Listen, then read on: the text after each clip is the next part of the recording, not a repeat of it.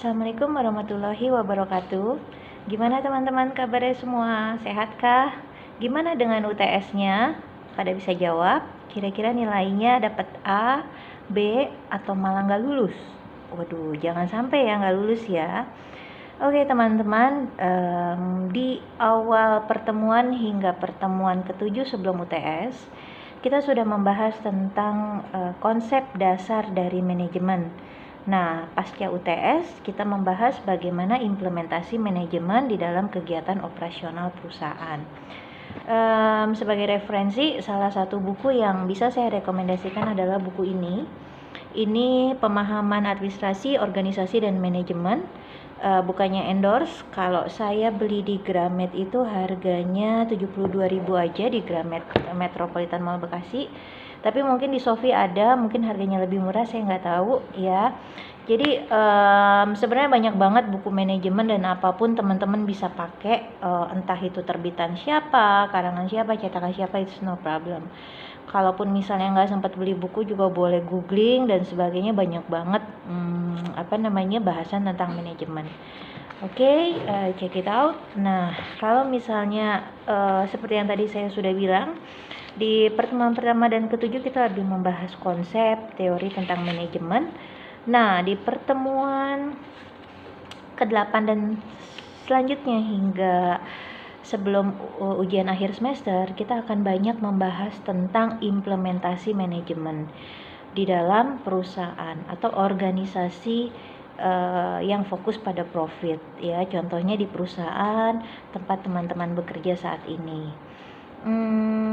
Dalam satu poin penting di dalam pengelolaan manajemen adalah bagaimana mengelola sumber daya manusia, di mana sumber daya manusia menjadi kunci atau aset terbesar dari perusahaan. Meskipun perusahaan punya aset bagus, gedung bagus, mesin canggih, teknologi yang dahsyat dan up to date, kalau misalnya sumber daya manusianya kurang capable, kerjanya males-malesan, atau saling kebanyakan gosip satu sama lain, pastinya nggak akan efektif.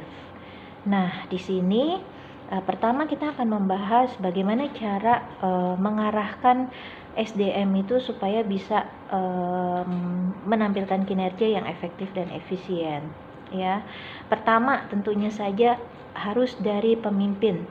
Sebagus apapun perusahaan, sebagus apapun manajemen, kalau punya pemimpin yang kurang capable, punya pemimpin yang nggak bisa bersikap adil terhadap anak buahnya, pasti perlahan organisasi akan goyang. Benar nggak teman-teman? Teman-teman coba lihat di perusahaan tempat teman-teman bekerja. Menurut teman-teman, pemimpinnya seperti apa? Sudah fair kah? Sudah capable kah? Sudah adil kah satu sama lain antara anak buahnya? Atau nggak tahu deh, titik-titik teman-teman jawab sendiri ya. Nah, yang kedua, bagaimana seorang pemimpin bisa mengarahkan anak buahnya? Pengarahan yang seperti apa? Tentu saja yang sesuai dengan struktur organisasi pertama. Kedua, sesuai dengan job desk atau tugas dan tanggung jawab masing-masing. Jangan sampai tugas dan tanggung jawab karyawan saling tumpang tindih. Si A kebanyakan kerja, si B nggak ada kerjaan misalnya. Atau si A digaji lebih tinggi tapi nggak capable memangku jabatannya. Nah, hal yang seperti itu harus diatasi oleh pemimpin cepat-cepat dengan pembagian tugas dan tanggung jawab yang sesuai. Yang kedua, bagaimana pemimpin bisa memotivasi anak buahnya? Memotivasi seperti apa? Dari gaji yang tinggi kah?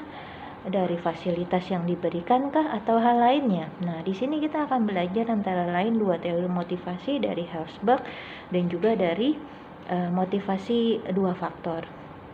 Nah, dua teori ini yang sangat penting yang teman-teman harus pegang ketika belajar tentang SDM atau ketika nanti teman-teman mau menulis skripsi tentang sumber daya manusia. Ingat, satu, teori Herzberg, dua faktor teori atau two factors theory ya. Oke.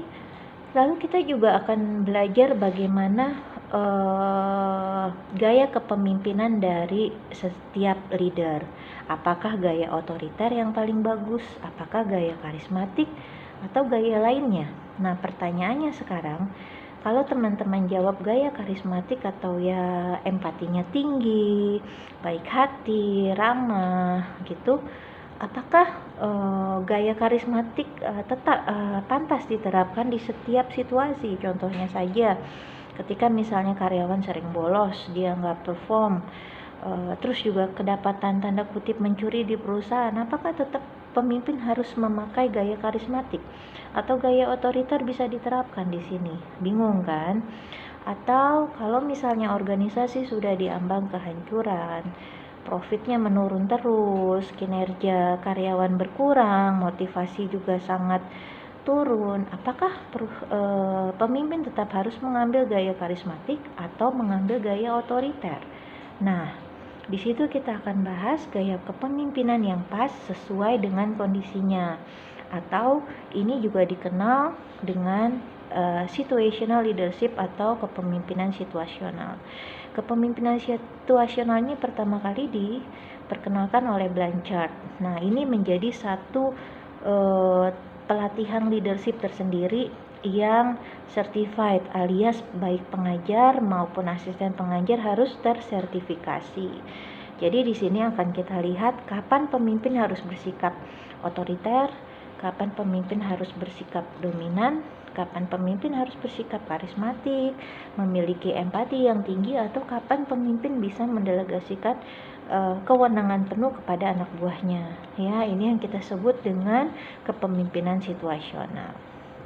Oke, nah lanjut, selain gaya kepemimpinan, kita juga akan belajar bagaimana